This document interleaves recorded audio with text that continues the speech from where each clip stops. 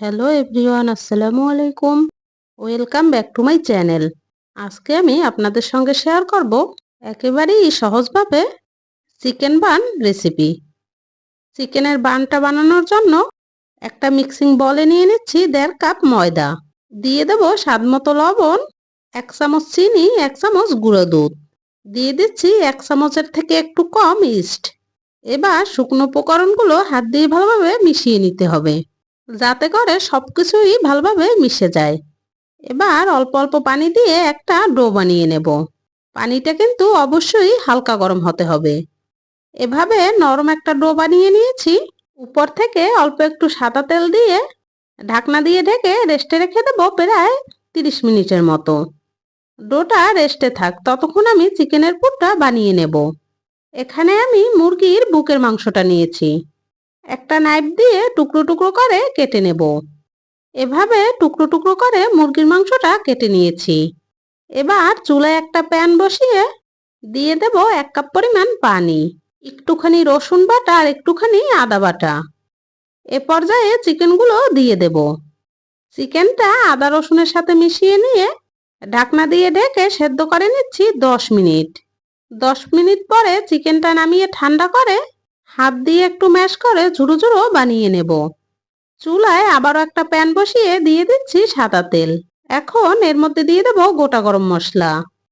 একটা রসুন নিয়েছি, রসুনের খোসাটা ছাড়িয়ে নেব। এবার এভাবে কুচি কুচি করে কেটে প্যানে দিয়ে দিচ্ছি। রসুন কুচিটা একটুখানি ভেজে নেব। এবার নিয়ে নিয়েছি কয়েকটা কাঁচামরিচ। কাঁচামরিচটাও কুচি করে কেটে প্যানে দিয়ে দিচ্ছি। রসুনটা একটু লাল হয়ে আসলে নিয়ে নিচ্ছি 2টা পেঁয়াজ। পেঁয়াজ 2টা কুচি করে প্যানে দিয়ে দেব। এখানে কিন্তু অবশ্যই পেঁয়াজটা বেশি ব্যবহার করতে হবে। পেঁয়াজটা একটুখানি নরম হয়ে আসলে দিয়ে দিচ্ছি আগে থেকে রেডি করে রাখা চিকেনটা।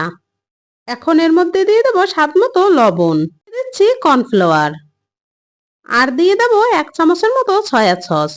সবকিছু একসাথে ভালোভাবে ভেজে নিতে হবে। ভাজা হয়ে গেলে দিয়ে দিচ্ছি একটুখানি পানি। আপনারা দেখেই বুঝতে পারছেন আমি এখানে চিকেন সেদ্ধ করা পানিটাই ব্যবহার করেছি। পানিটা শুকিয়ে চুলা থেকে নামিয়ে নিচ্ছি। রেডি হয়ে গেল চিকেনের পুর। এদিকে ময়দাটাও ফুলে দ্বিগুণ হয়ে গেছে। এ পর্যায়ে ময়দাটা হাত দিয়ে ভালোভাবে মেখে নিতে হবে।